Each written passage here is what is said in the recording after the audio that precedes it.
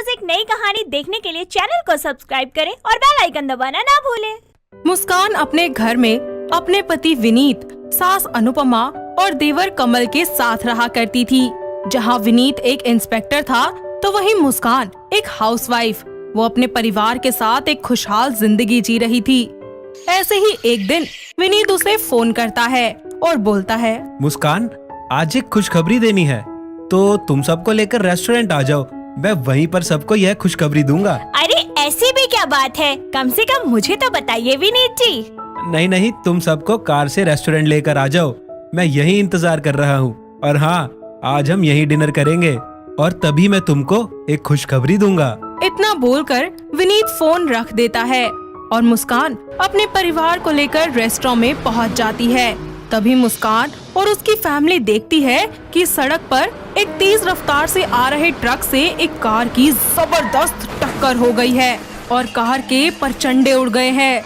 वो कार किसी और की नहीं बल्कि विनीत की ही होती है। उसकी फैमिली के आगे उसका एक्सीडेंट हो जाता है। सभी लोग मिलकर जल्दी से उसे हॉस्पिटल ले जाते हैं और डॉक्टर उसका इलाज शुरू कर देते हैं। कुछ ही देर के बाद जब डॉक्टर इमरजेंसी वार्ड से बाहर आती हैं, तभी विनीत की माँ अनुपमा बोलती है, डॉक्टर, मेरा बेटा ठीक तो है ना? उसको कुछ हुआ तो नहीं? देखिए माताजी, अभी कुछ नहीं बोल सकते हैं। विनीत जी के लिए बड़े डॉक्टर से बात चल रही है, वही उनका ऑपरेशन करेंगे। फिलहाल कुछ पेपर वर्क है, आप उन पे सिग्नेचर करके उन्हें पूरा कर दीजिए। आप मुझे बताएं कहाँ सिग्नेचर करने हैं, मैं करता हूँ। बस आप मेरे भाई को बचा लीजिए।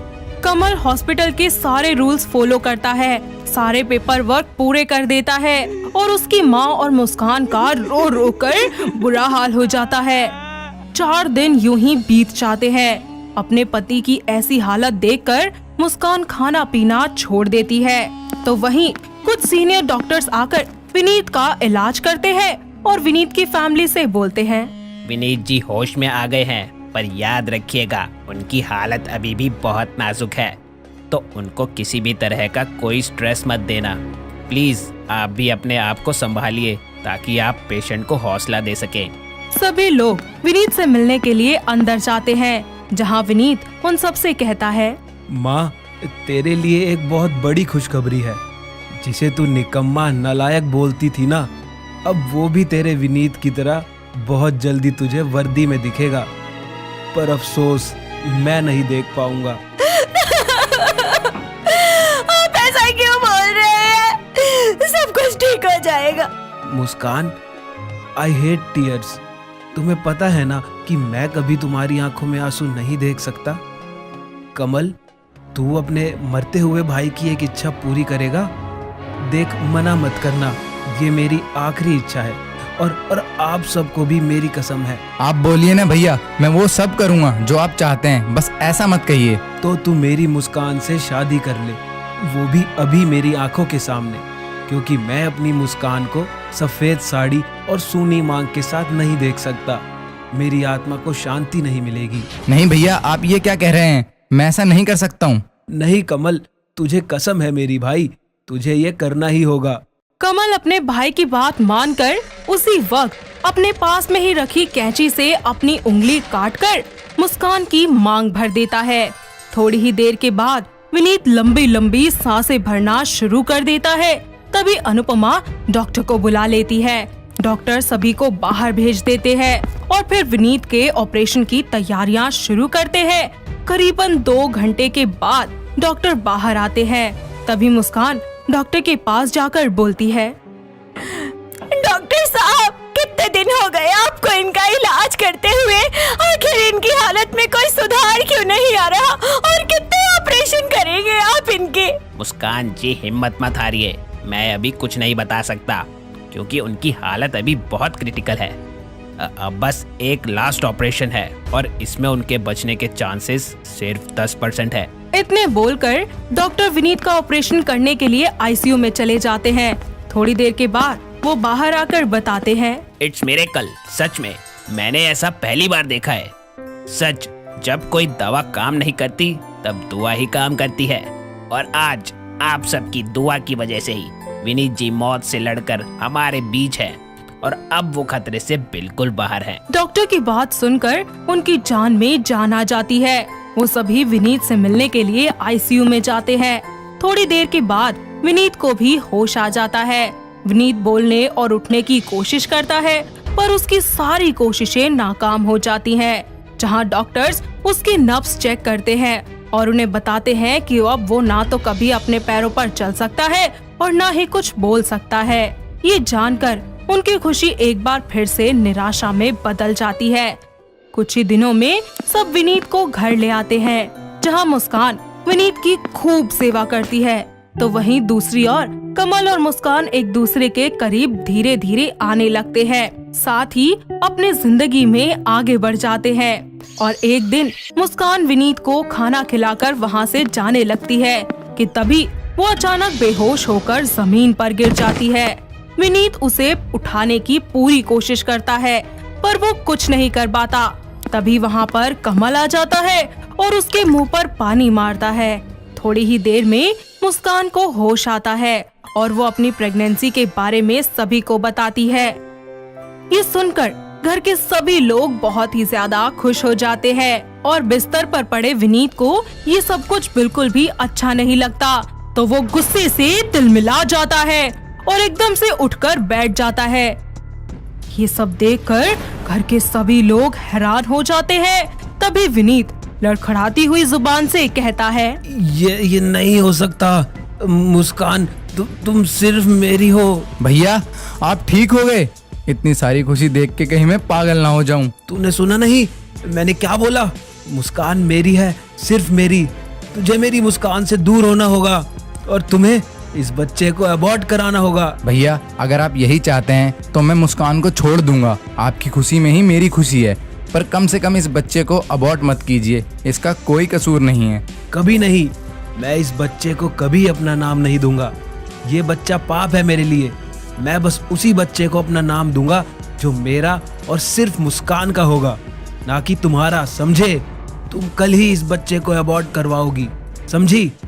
उन दोनों भाइयों की बातें सुनकर मुस्कान को बहुत तेज गुस्सा आता है और वो कहती है, आप सबका बस अपनी पड़ी है, अपनी खुशी की पड़ी है। मैं क्या कोई खिलौना हूँ बाजार से लाया हुआ? जो जी करेगा, जब दिल करेगा वही इंसान मुझसे खेल लेगा। हाँ विनीत जी, आप ऐसा कैसे कर सकते हैं? आखिर इस नन्ही सी जान का इसमें क्या कसूर है जिसे आप अबॉर्शन करवाने के लिए कह रहे हैं? मुझे आपकी और कमल की किसी की कोई जरूरत नहीं है। मैं अकेले ही अपनी जिंदगी में आगे बढ़ सकती हूँ। मेरी बहू बिल्कुल सही बोल रही है। मैं अपनी बहू के ही साइड से रहूंगी। समझ में आई बात? तुम दोनों ने शादी को गुड्डे गुड़िया का खेल बना रखा है। मजाक समझा है क्या इसको? और कमल, ये तेरा बच्चा है, तुझे अपने बच्चे से बिल्कुल भी प्यार नहीं। कमल को अपनी गलती का एहसास होता है और वो मुस्कान से माफी मांगता है। तो वहीं विनीत हर कीमत पर मुस्कान को पाने की कोशिश करता है, पर मुस्कान अपनी मर्जी से विनीत को तलाक दे देती है। ऐसे ही समय बीतता जाता है। फिर एक दिन मुस्कान एक बहुत ही सुंदर से बच्चे को जन्म देती है। वहीं दूसरी ओर विनीत को भी अपनी गलतियों का एहसास हो जाता है। वो रोज अंदर ही अंदर घुट घुट कर जीने लगता है और एक दिन वो मुस्कान के पास जाकर उससे बोलता है, मुस्कान, मुझे माफ कर दो। मैं खुद की नजरों में गिर चुका हूँ। अब मैं कभी तुम्हारी जिंदगी में वापस नहीं आऊंगा। बस एक बार मुझे माफ कर दो। विनीत को ऐसे माफी मांगता हुआ देखकर वो उसे माफ कर देती है और विनीत हमेशा के लिए उन दोनों की जिंदगी से चला जाता है। साथ ही मुस्कान अपनी सास, अपने पति और अपने बच्चे के साथ खुशी खुशी अपनी जिंदगी बिताने लगती है। रोहित अपनी बीवी नैना को बाइक पर बिठाकर घर ला रहा होता है कि तभी वो बाइक को साइड में रोककर अपनी बीवी से बोलता है, मैं तुम्हारे लिए गाना गाऊं? दाओ ना, मेरा फेवरेट दाना दाना तीत है। ठीक है। नैनो की जो बात नैना जाने हैं, सपनों के राज तो नैना जाने हैं। दिल की बातें दिल। बत लाने दो। जब तक आप गाने थी 8 लाइन खत्म तो लेने ना, तब तक तुम दल पहुंच देंगे। तुम बोलना क्या चाहती हो? तुम वही अतले ताने थी तो बात है। और तुम भी तो तोतली हो। अगर छोटे पे ही चिड़िया का झूठा पानी पिया होता तो आज तोतली ना होती। चलो मैंने तो तिलिया का दूधा पानी नहीं पिया, पर तुम बताओ ना, तुम्हारी गाड़ी इतना रुक रुक करके चलती है। नैना की ये बात सुनकर रोहित को गुस्सा आ जाता है और वो एक बार फिर से अपनी बाइक को स्टार्ट करके उसे घर ले जाता है। उसे ऐसे गुस्से में देखकर नैना की सास किरण उससे बोलती है, करमजली, अब तूने ऐसा क्या कर दिया जो मेरा बच्चा गुस्से में है? मैंने कुछ नहीं बोला, इन्होंने इतने अच्छे गाने की दद्दियां उड़ा दी। मैंने तो बस इनको दाना दाने से मना दिया था। इतना बोलकर नैना मुंह बनाकर घर के पास वाले गार्डन में जाकर बैठ जाती है कि तभी कुछ गुंडे वहां आकर उसे कंबल में लपेटकर अपने साथ एक खंडर में ले जाते हैं, जहां वो उसके हाथ पैर बांधकर उसे बिठा देते हैं। उसमें से एक गुंडा उसकी आंखों की पट्टी खोल देता है और फिर गुंडे को देखते ही नैना उससे बोलती है, अले तुम तो गुंडे नहीं गुंदी हो गुंदी। हाँ, हम दुंदे नहीं दुंदी है दुंदी। और मेरा नाम है तोता और ये है दुंदी डॉन, इनका नाम है तोयल। मैं तोती गुंदी हूँ, क्या समझी? अत्था इंडिया अपुन से दलता है क्योंकि अपुन का नाम तोयल है, तोयल। अले वाह, पूरा शहर दलता है तुमसे। फिर तो मेले तातू माँ और मेले पति भी दलेंगे तुमसे। बढ़िया है, चलो जल्दी से उन दोनों तो भी यहाँ बुला लो। तुम्हारा नाम तोता है और तुम्हारा नाम कोयल है, तो तुम दोनों तोतले हो। मेरी तला तुम्हारी आवाज तो मीठी मीठी होनी चाहिए थी ना। ए तुप्तर, दादा तबार दबाव नहीं तलना। थमदी तलब जल्दी दे नंबर दे पे पति था। नैना खुशी खुशी उन गुंडियों को रोहित का नंबर दे देती है।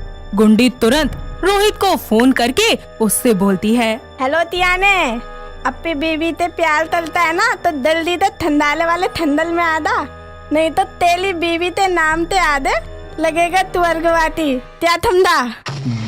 दीदी, उसको अपने पास ही रख लो और आप चाहो तो उसके नाम के आगे तो क्या उसके नाम के पीछे भी स्वर्गवासी लगा देना। बहुत तंग करती है वो मुझे।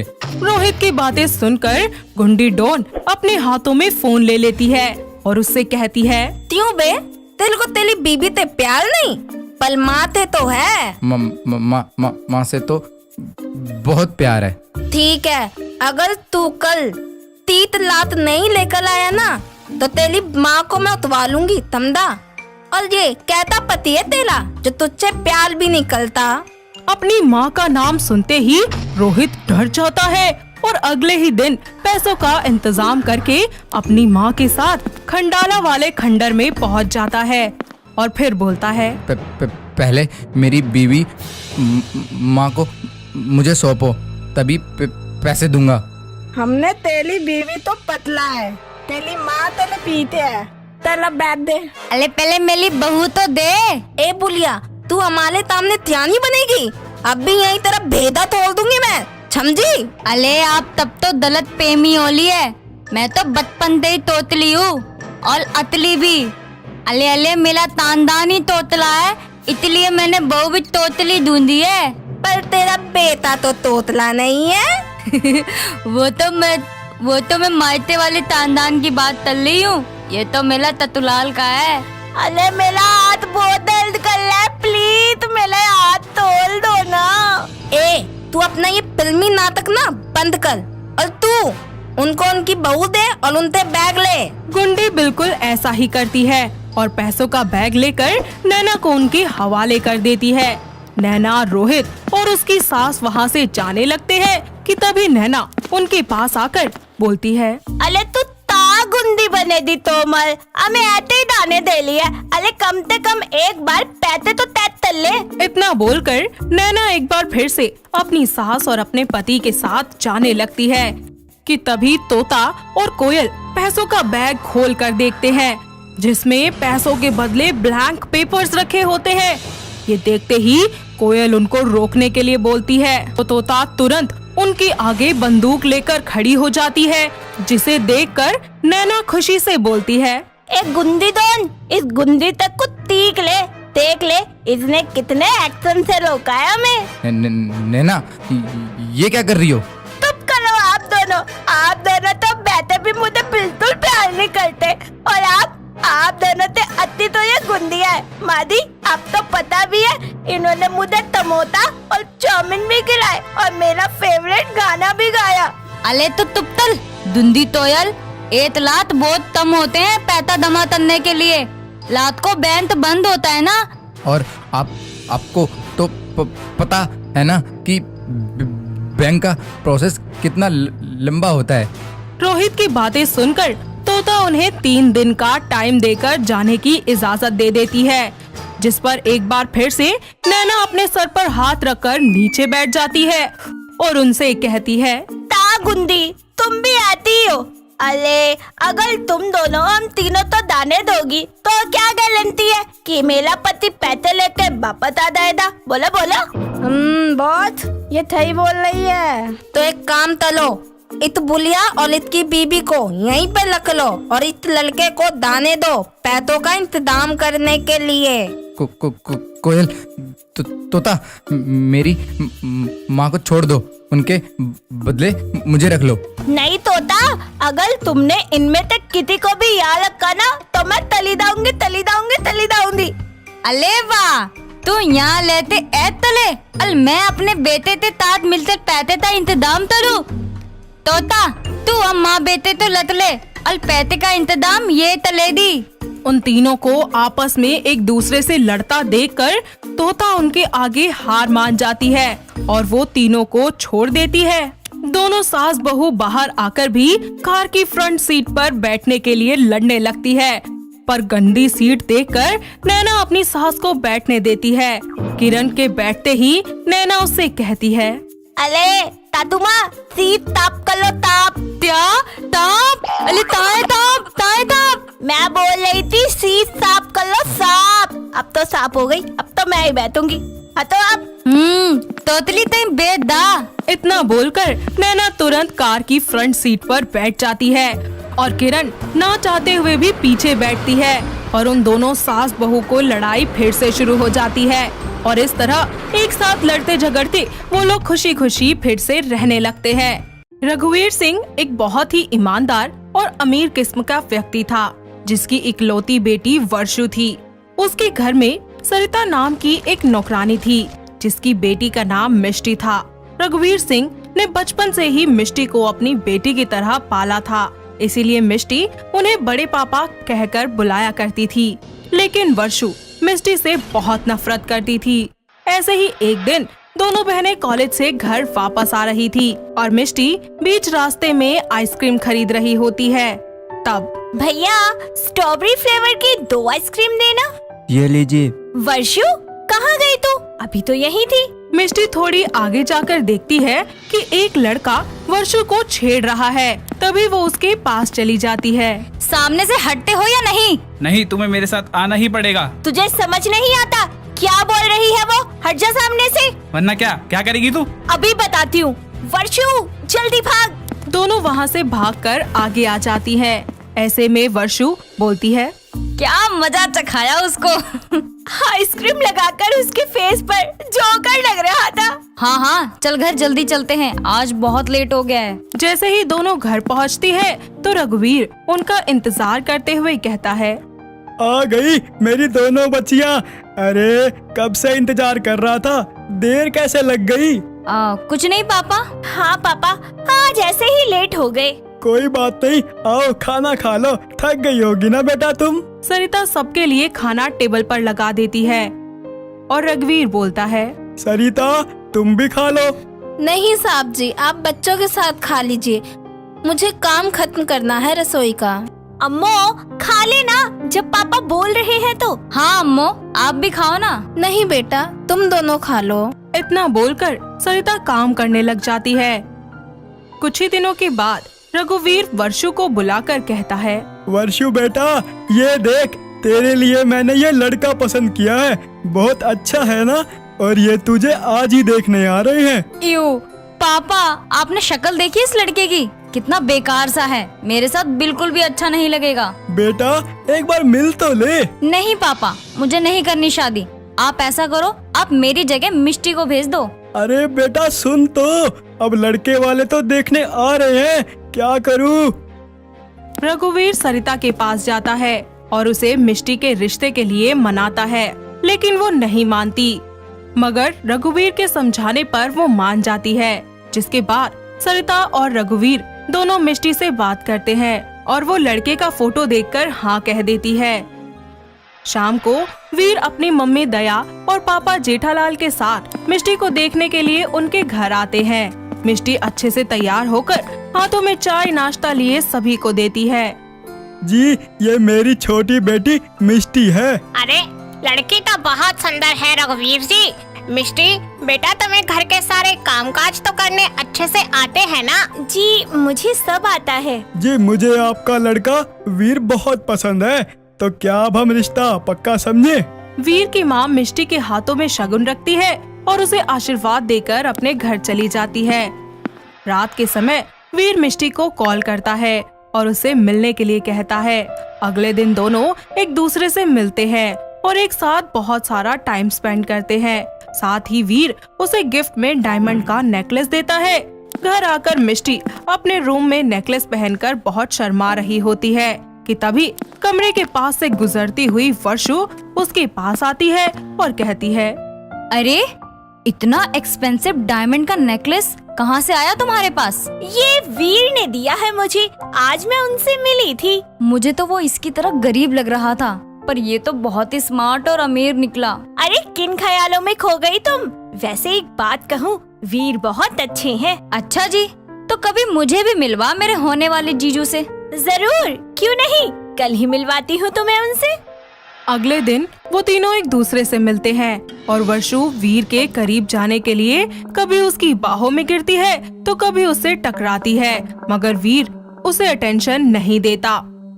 कुछ दिन यूं ही बीत जाते हैं और वीर और मिष्टी की शादी बड़ी ही धूमधाम से हो जाती है, जिसके बाद वो दोनों अपनी जिंदगी खुशी खुशी जी रहे होते हैं कि तभी वर्षु उसकी जिंदगी में जहर घोलने के लिए मिष्टी के ससुराल पहुंच जाती है, जहां मिष्टी उससे कहती है, अरे वर्षु, तू अचानक? बस तेरी याद आ रही थी। और वीर कहाँ गया? अरे वो अंदर ही है, तुम बैठो, मैं पानी लेकर आती हूँ। ओके। हाय वीर, कैसे हो? उप्स, इफ यू डोंट माइंड, मैं तुम्हें वीर बोल सकती हूँ? हाँ हाँ बोल सकती हो। और कैसे आना हुआ? बस ऐसे ही, थोड़े दिन के लिए रहने आई थी। 2 से 4 दिन यूं ही बीत जाते हैं। मिष्टी मार्केट से सामान लेने के लिए गई होती है कि तभी वर्षु इस मौके का फायदा उठाकर वीर को कमरे में अकेले देखकर पीछे से जाकर उसे गले लगा लेती है कि तभी वीर उससे कहता है, ये क्या कर रही हो तुम? पागल हो क्या वर्षु? छोड़ो मुझे। नहीं, मैं तुम्हें बहुत चाहती हूँ वीर, मैं तुमसे बहुत ज्यादा प्यार करती हूँ। पता नहीं ये मिष्टी हमारे बीच कैसे आ गई। Are you mad? कैसी बातें कर रही हो यार? और मैं सिर्फ मिष्टी से प्यार करता हूँ, तुम बीच में आ रही हो। वीर, मैं तुमसे बहुत ज्यादा प्यार करती हूँ और तुम्हें मुझे अपनाना ही पड़ेगा, वरना मैं वो करूँगी जो तुमने कभी सोचा भी नहीं होगा। क्या करोगी? मैं सुसाइड कर लूंगी और इल्जाम मिष्टी पर डाल दूंगी, फिर जिंदगी भर चक्की चलाती रहेगी तुम्हारी वो मिष्टी। मैं तुम्हारी इन धमकियों से डरता नहीं हूँ। तभी वर्षु चाकू लेकर अपना हाथ काटने की बात करती है और ऐसे में वीर उसे रोकते हुए उसकी बात को मान लेता है और उससे जबरदस्ती छुपके से मंदिर में शादी कर लेता है, जिसके बाद वो धीरे धीरे वीर की चुप्पी का फायदा उठाती है। वो मिष्टी को बताना तो चाहता था लेकिन नहीं बता पाता था। ऐसे में वर्षु मिष्टी को नुकसान पहुंचाने के लिए एक बार सीढ़ियों पर तेल फैला देती है, जिसके कारण मिष्टी के सर पर गहरी चोट लग जाती है। ऐसे ही एक बार फिर वर्षु मिष्टी के जूस में नींद की गोली डाल देती है और एक बहुत ही हॉट सी नाइटी पहनकर कमरे को अच्छे से डेकोरेट करके वीर का इंतजार करने लगती है। जैसे ही वीर वहाँ आता है तो वर्षु बोलती है, तुम आ गए वीर, मुझे पता था कि तुम जरूर आओगे। I love you so much. अरे कितनी बार बोला है तुम्हें, प्लीज दूर रहो मुझसे। वीर, मैंने तुमसे प्यार ही तो मांगा है, वो दे दो मुझे, मैं तुम्हें कभी परेशान नहीं करूंगी। तुम्हें समझ नहीं आता क्या? तुमसे प्यार नहीं करता मैं, तो मतलब नहीं करता। लगता है तुम भूल गए कि मैंने मिष्टी के साथ क्या किया था। पिछली बार तो वो सीढ़ियों से बच गई थी, लेकिन इस बार वो नहीं बचेगी। नहीं नहीं, तुम ऐसा कुछ नहीं करोगी, प्लीज हाथ जोड़ रहा हूँ तुम्हारे आगे। इस बार मैं उसे सीधा मौत के घाट उतार दूंगी। नहीं प्लीज ऐसा मत करना, मैं तुम्हारी सारी बातें मानूंगा। काम को अंजाम देने का टाइम आ गया है। वर्षु, मुझे कुछ देना पीने के लिए। वर्षु जब उसे जूस देती है तो वीर जूस पीने का सिर्फ नाटक करता है। साथ ही वो उस जूस के गिलास में वही गोलियां डाल देता है जो वर्षु मिष्टी को दिया करती थी, जिसके बाद वो जानबूझकर जूस खुद ना पीकर वर्षु को ही पिला देता है, जिससे वो सो जाती है और वीर उससे बचकर अपने कमरे में वापस लौट जाता है। साथ ही अगले दिन अपने घर वालों और मिष्टी के सामने वर्षु की सारी बातें बता देता है, लेकिन कोई भी उसका विश्वास नहीं करता। ऐसे में वर्षु कहती है, नहीं, वीर झूठ बोल रहा है, ऐसा कुछ भी नहीं है। मुझे पता था तुम ऐसे नहीं मानोगी, इसलिए मैंने सब पहले ही रिकॉर्ड कर लिया था। तभी वीर सबके सामने एक वीडियो प्ले करता है जो उसने चुपके से रिकॉर्ड किया था। मैंने कभी सोचा भी नहीं था वर्षु कि तुम मेरे साथ ऐसे करोगी। अरे मैंने तुम्हें दिल से अपनी बहन माना था। लेकिन मैंने कभी तुझे अपनी बहन नहीं माना। तूने मेरी जिंदगी में हमेशा जहर ही घोला है, जहर, और वीर को भी मुझसे छीन लिया तूने। और इतने में वहाँ पर पुलिस आ जाती है जो कि वर्षु को गिरफ्तार करके ले जाती है। साथ ही रोते हुए मिष्टी वीर को गले लगा देती है, जिसके बाद वो लोग ये सब कुछ एक बुरा हादसा समझकर भूल जाते हैं और अपनी जिंदगी में आगे बढ़ जाते हैं। गीता अपने पति मीतू के साथ अपनी बर्थडे पार्टी सेलिब्रेट कर रही थी। काफी सारे लोग पार्टी में उन्हें बधाइयाँ देने के लिए आए थे। तभी उसकी मेड गुन्नू आती है और उससे बोलती है, गीता मैडम, जानवी बेबी रो रही है। अच्छा मीतू, मैं अभी आती हूँ जानवी को लेकर, आप यहीं रहिए, ठीक है? ओके गीता। गीता अपनी बेटी को लेकर आती है जो कि अभी 5 महीने की थी। वो उसे चुप करवाकर मीतू के पास ले जाती है। तभी मीतू उसे अपनी गोद में लेकर कहता है, ओ मेरी प्याली बच्ची, लोई लोई नहीं करना, मम्मा डैडी यही है ना? जानवी बेबी, रोई रोई नहीं करते, देखो मम्मा क्या लेकर आई है आपके लिए। दोनों जानवी के साथ खेल ही रहे होते हैं कि तभी एक कंधे में फ्रैक्चर का बैंड लिए गीता का पहला पति प्रेम आ जाता है और जोर से दरवाजा खोलते हुए बोलता है, गीतू देखो मैं आ गया। प्रेम को देखते ही गीता और मीतू के पैरों तले जमीन खिसक जाती है, क्योंकि जिस प्रेम को वो लोग मरा हुआ समझ रहे थे वो ऐसे अचानक वापस कैसे आ सकता है। तो वही प्रेम उन दोनों को एक साथ देखकर टूट जाता है और उनको देखकर ताली बजाते हुए बोलता है, ज्यादा देर कर दी मैंने, जो मुझे ये सिला मिला। प्रेम, तुम जिंदा हो। तुम्हें पता भी है मैंने तुम्हारा कितना इंतजार किया। आखिर कहाँ चले गए थे तुम मुझे और अपनी बेटी को छोड़कर। क्या फर्क पड़ता है, तुमने तो अपनी अलग ही दुनिया बना ली हमें बेगाना बनाकर। तो ये झूठा दिखावा बंद करो। नहीं प्रेम, तुम जैसा सोच रहे हो ऐसा कुछ नहीं है। तुम मुझे बताते क्यों नहीं कि अगर तुम जिंदा थे तो मेरे पास वापस क्यों नहीं आए? क्योंकि उस मिशन वाले दिन। आप सब जाइए, मैं आ जाऊंगा, मेरी फिक्र मत करिए। प्रेम, जल्दी उस बॉम्ब को फेंक, इससे पहले कि वो तेरे पास ही फटे। हाँ मैं इसे उस बॉर्डर पर फेंक कर आता हूँ, तुम सब जाओ, मेरी जान की फिक्र मत करो। इतना बोलकर प्रेम अपने हाथों में बॉम्ब लिए पाकिस्तान बॉर्डर को पार करता है और बॉम्ब का टाइमर खत्म होने लगता है। जैसे ही प्रेम उसे फेंकता है, जोरों से बॉम्ब ब्लास्ट होता है, जिस वजह से प्रेम बेहोश हो जाता है और कुछ ही घंटों के बाद जब वो अपनी आंखें खोलता है तो वो खुद को पाकिस्तान के हेडक्वार्टर्स में पाता है। वो पाकिस्तानी मेजर उसे अपने कब्जे में कर लेते हैं और उसे हिंदुस्तान की इंफॉर्मेशन निकलवाने के लिए उसे टॉर्चर भी करते हैं। कभी वो प्रेम पर ठंडा पानी डालते, कभी उसे डंडे से मारते, यहाँ तक कि भूखा भी रखते थे और उससे इंफॉर्मेशन निकलवाने की कोशिश करते ही रहते थे। लेकिन प्रेम उन्हें कुछ नहीं बताता था और यूं ही महीनों तक उसने उनके सारे टॉर्चर सहे थे। और फिर एक दिन वो किसी तरह से खुद की जान बचाकर अपने देश हिंदुस्तान वापस पहुंचकर अपने जिंदा होने की रिपोर्ट करवाता है। साथ ही अपने हेडक्वार्टर्स और ऑफिस में भी इन्फॉर्म कर देता है। और मुझे हॉस्पिटलाइज कर दिया गया, जिसके बाद मैं सीधा यहाँ तुम्हारे पास आया, लेकिन तुमने तो मेरा इंतजार ही नहीं किया। नहीं प्रेम, प्लीज प्लीज मेरी बात को समझने की कोशिश करो। मैंने तुम्हारा बहुत इंतजार किया सच में, लेकिन वक्त कुछ ऐसा आया कि मुझे मजबूरन मीतू से शादी करनी पड़ी। अब मेरा यहाँ रुकने का कोई मतलब नहीं है, तुम अपनी जिंदगी में खुश रहो। इतना कहकर प्रेम इस पार्टी से चला जाता है और गीता को जितनी खुशी प्रेम के जिंदा होने की थी, उससे भी ज्यादा दुख उसे फिर से उससे दूर जाने का था। प्रेम, मैं तुमसे आज भी उतना ही प्यार करती हूँ। तुम्हें कैसे बताऊँ कि जब तुम्हारी मौत की खबर मिली थी तो मैं कितना टूट गई थी, और मैंने किन हालातों में मीतू से शादी की ताकि हमारी बेटी को बाप का नाम मिल सके। इसी तरह वक्त बीतता जाता है। ऐसे ही एक दिन गीता मार्केट में सब्जियां ले रही होती है कि तभी उसकी नजर प्रेम पर पड़ती है। प्रेम एक जूस शॉप पर जूस पी रहा होता है और जल्दी से रोड क्रॉस करके गीता उसकी तरफ आ रही होती है कि सामने से एक कार आ जाती है जिससे उसकी टक्कर होने ही वाली होती है, लेकिन लास्ट मिनट पर प्रेम उसे देखकर बचा लेता है और कहता है, दिमाग खराब हो गया है क्या तुम्हारा? देख नहीं सकती थी? अगर तुम्हें कुछ हो जाता तो तुम्हारे पति का क्या होता? तो मर जाने देते ना, क्यों बचाया मुझे जब तुम्हें मेरी बात ही नहीं सुननी? अरे सुनने के लिए कुछ बचा ही नहीं है, सब अपनी आंखों से देख लिया मैंने। लेकिन आज तुम्हें मेरी बात सुननी ही होगी, समझ गए तुम? लेकिन मैं तुमसे यहाँ कुछ नहीं कहूँगी, पहले तुम मेरे साथ चलो।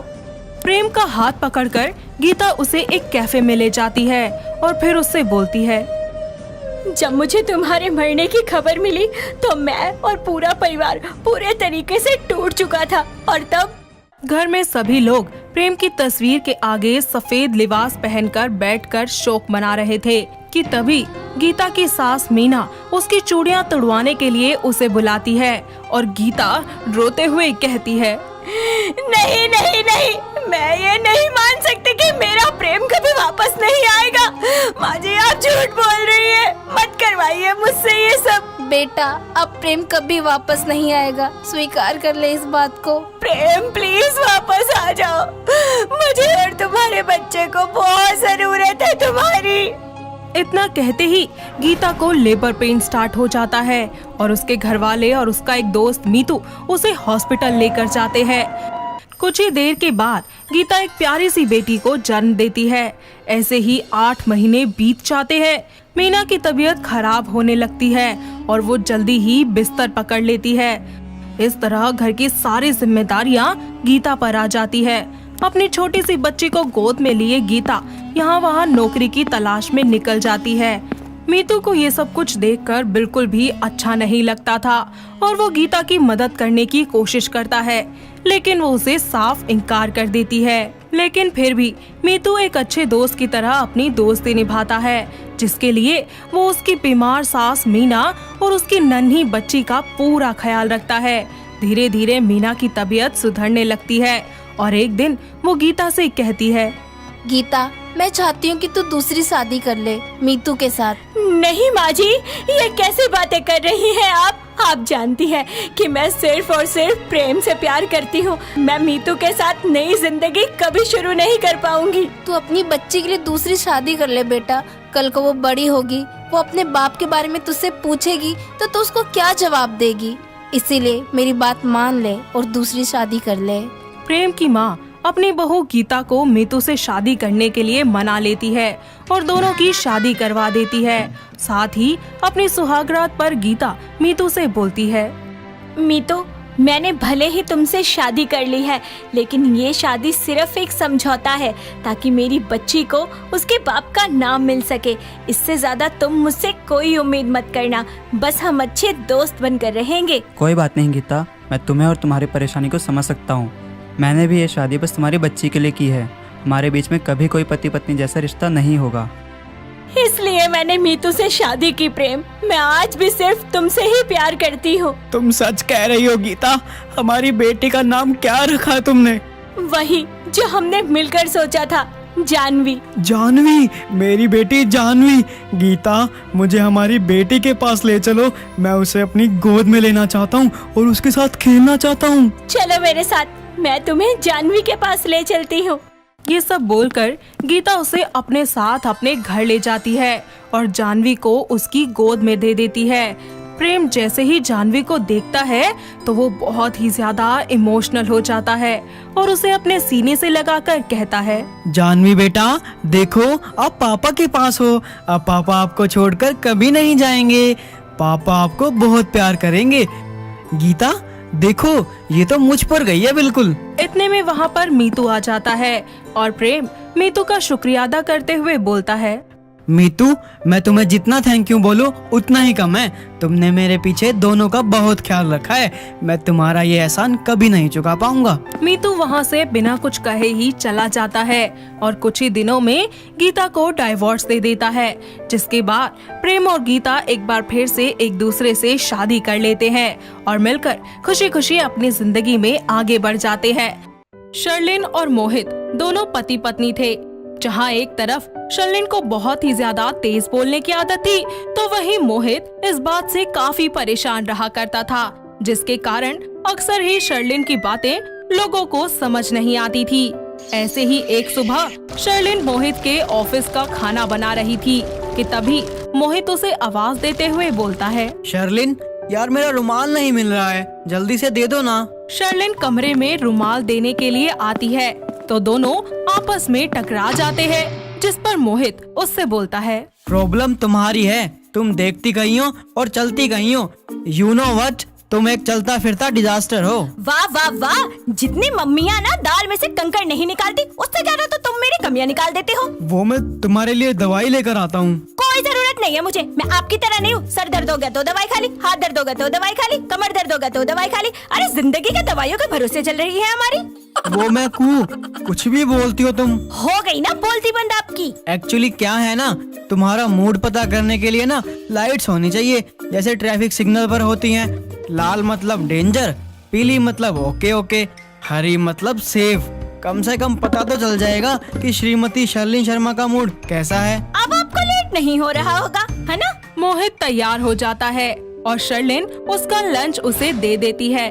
कुछ ही देर के बाद वो घर का सारा काम कर रही होती है कि तभी उसकी सास रेखा बोलती है, अरे बहू, सब सही से दे दिया था ना उसे उसका सामान?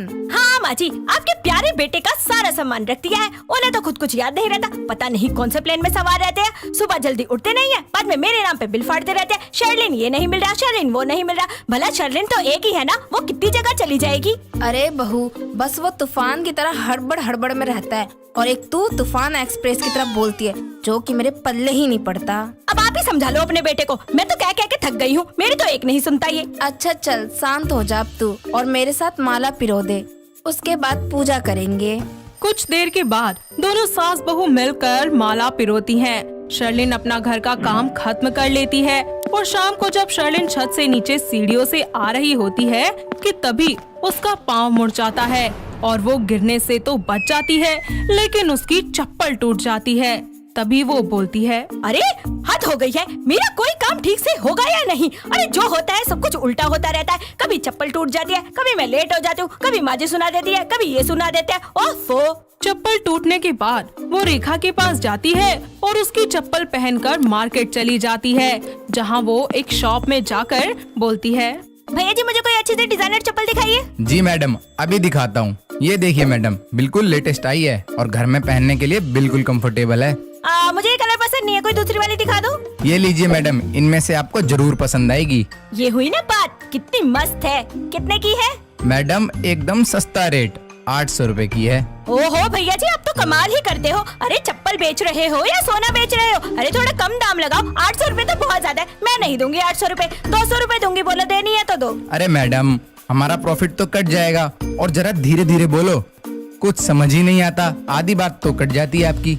देखिए भैया जी, लास्ट प्राइस फिक्स हो गया। मैं 250 रुपए से 1 भी रुपया फालतू नहीं दूंगी आपको। पैक कर दो बस। ले जाओ आप इतने, और आगे से जरा धीरे बोलना, ऐसा बोलोगी तो किसी को कुछ समझ नहीं आएगा। अपनी चप्पल लेकर शर्लिन खुशी से बैग को घुमाते हुए जा रही थी कि इतने में उसके हाथ में से बैग फिसलकर उसके पति मोहित के सर पर गिरता है, जो अपनी बाइक से घर वापस लौट रहा था। ओफो, यहाँ भी कोई कांड हो गया। ये भगवान, भरे बाजार में भी चैन नहीं है। शर्लिन उस चप्पल को उठाती है कि तभी उसे मोहित की आवाज सुनाई देती है। तुम क्या करती रहती हो सड़क पर भी? ऐसा क्यों लग रहा है जैसे मोहित जी है यहाँ? पीछे मुड़कर देखो, मैं ही हूँ। और ऐसे बच्चों की तरह क्या करती रहती हो? तुम्हारी ये बेकार सी चप्पल मेरे सर पर आकर गिरी है। ओहो, देखो मेरी चप्पल के बारे में कुछ भी बोलने की ना कोई जरूरत नहीं है। और मैंने तो आपसे बिल्कुल भी नहीं कहा था कि जब मैं चप्पल उड़ाऊं ना तो आप उसके सामने आ जाना। हाँ, नहीं तो आपको तो बस एक मौका चाहिए होता है मुझे सुनाने का। हे भगवान, मैंने कैसी लड़की से शादी कर ली? पहले मैं इसके आगे पीछे नाचता था, अब ये मेरे सर पर नाचती है। कुछ कहा तुमने? अरे मेरी माँ, बाइक पर बैठो और घर चलो। पता नहीं कैसी स्पीड में बातें करती है, आधी बातें तो मेरे सर के ऊपर से चली जाती हैं। इस तरह वो दोनों घर पहुंच जाते हैं। कुछ ही देर के बाद सभी साथ में बैठकर खाना खा लेते हैं और शर्लिन किचन में से निकल रही होती है कि सामने से हाथ में खाली गिलास लिए मोहित आ जाता है और एक बार फिर से उन दोनों की टक्कर हो जाती है, जिस पर मोहित उसे संभालते हुए कहता है, तुम्हारी प्रॉब्लम क्या है? ऐसे एकदम से सामने से आकर टकराती रहती हो। अरे तो क्या करूँ? 2 नौकरों को भेजो क्या अपने आने से पहले, जो मेरे आने की चेतावनी दे और फिर मैं राजा महाराजा की तरह तुम्हारे सामने हूँ? अरे मैं क्या कोई चलती फिरती फिल्म हूँ जो आने से पहले कोई ट्रेलर दिखाऊं तुम्हें? तुम ना सच में पागल हो। इसी तरह लड़ते भिड़ते दोनों अपने कमरे में चले जाते हैं। कुछ समय के बाद वो दोनों एक दूसरे से बोलते हैं, सॉरी। हम कितना लड़ते हैं। हाँ मोहित जी, अब से हम ज्यादा नहीं लड़ा करेंगे। हाँ शर्लिन, अब हम प्यार से रहेंगे। ऐसा करो, फ्रीज में से आइसक्रीम ले आओ, हम दोनों साथ मिलकर खाएंगे। मैं क्यों लाऊं? तुम लाओ जाकर, तुम्हें नहीं खानी? अरे जान, हम दोनों मिलकर खाएंगे ना, तुम बस लेकर आओ। पागल समझा है क्या? अरे अपनी तड़ीबाजी कहीं और जाकर दिखाना, मुझे सब पता है। आइसक्रीम के बहाने तुम फिर से मुझसे काम कराओगे और सारी आइसक्रीम खुद डूब जाओगे। हे भगवान, इस लड़की का क्या होगा? प्यार वाला मोमेंट बनाने के लिए सोचा थोड़ा खुश हो जाएगी, आइसक्रीम एंजॉय करेंगे, पर नहीं, ऊपर से बोलती इतना फास्ट है कि कुछ चीजें समझ ही नहीं आती। अगले दिन सुबह जब शर्लिन उठती है तभी उसकी सास उसे दरवाजे पर खटखटाते हुए कहती है, अरे बहुरिया, जरा जल्दी नीचे आ जा, आरती के लिए लेट हो रहा है। अरे माँ जी, बस 10 मिनट में आ रही हूँ। ये क्या हो रहा है? मुझसे बोला क्यों नहीं जा रहा? शर्लिन तैयार होकर नीचे आ जाती है, जहाँ दोनों सास बहू मिलकर पूजा करती है और कुछ ही देर के बाद शर्लिन मोहित को प्रसाद देती है, साथ ही उसे ऑफिस भी भेज देती है। तभी रेखा उससे पूछती है, अरे बहू, आज तूने खाने में क्या बनाया है? वो माँ जी, मैंने करी चावल और रोटी बनाई है। अरे वाह बहू, आज तेरी गाड़ी चल क्यों नहीं रही है? बड़ी सिसक के धीरे धीरे बोल रही है। माँ जी, मुझसे बोला नहीं जा रहा है, मेरे मुंह में दर्द भी हो रहा है, चीज तो बहुत ज्यादा लग रही है। लगता है तेरे मुंह में छाले हो गए हैं, तभी ये हाल है तेरा। कैसे हो गए माँ जी? ये पेट की गर्मी से हो गया होगा शायद। एक काम कर, तू थोड़ी मिर्च खा ले और जीभ पर लाल मिर्च रख ले, इससे आराम हो जाएगा। ये पागल है क्या? ये मुझसे बोला नहीं जा रहा, मुझे डॉक्टर के पास ले जाइए। अच्छा है, इससे तेरी सुपर फास्ट जुबान को थोड़ा तो आराम मिलेगा। शर्लिन डॉक्टर के पास से दवाई ले आती है। शाम को जब उसका पति वापस आता है तो शर्लिन को ऐसा बोलता हुआ देखकर वो हैरान हो जाता है। 1 हफ्ता यूं ही बीत जाता है। शर्लिन के छाले बिल्कुल ठीक हो जाते हैं और वो फिर से फास्ट बोलना शुरू कर देती है, जिसे देखकर मोहित उससे कहता है, ओहो, तुम इतना फास्ट क्यों बोलती हो? पहले कितना अच्छा लग रहा था जब तुम धीरे धीरे बोल रही थी। हाँ, तुम्हें तो मजा आ रहा होगा, मेरे छाले जो हो गए थे। ऐसा कुछ नहीं है, मैं बस ये कह रहा हूँ कि हमारी तरह धीरे बोला करो, पूरी तूफान एक्सप्रेस बनी रहती हो। ठीक है, तो फिर अब से मैं धीरे धीरे बोलूंगी। अरे यार, अब इतना धीरे भी मत बोलो कि सामने वाला 2 मिनट तक तुम्हारी बातें सुनने के लिए खड़ा रहे। अरे आपको तो रास ही नहीं आता, मैं धीरे बोलूं या तेज बोलूं? धीरे बोलती हूँ तो धीरे धीरे बोल रही हूँ, तेज बोलती हूँ तो तेज तेज बोल रही हूँ। अरे मुझे बता क्यों नहीं देते मैं किस स्पीड में बोलूं? हाँ नहीं तो। शर्लिन कोशिश करती है धीरे बोलने की, लेकिन बात करते करते वो अपने पहले जैसे फास्ट बोलने के ही टोन में आ जाती थी, खास करके जब वो मोहित से बहस किया करती थी। इसी के साथ उन दोनों का ये नोकझोंक का और प्यार का सिलसिला चलता ही रहता है और धीरे धीरे शर्लिन अपने फास्ट बोलने की आदत को कंट्रोल करना भी शुरू कर देती है। तो दोस्तों, कैसी लगी आपको हमारी ये फास्ट बोलने वाली बहू की कहानी? क्या आपके घर के आसपास भी है कोई ऐसी बहू? अगर हाँ, तो उन्हें ये वीडियो दिखाइए और हमें कमेंट करके बताइए। दोस्तों अगर आपको ये कहानी पसंद आई तो इसे लाइक करें, शेयर करें और कमेंट करके बताएं कि कहानी में आपको सबसे अच्छा क्या लगा।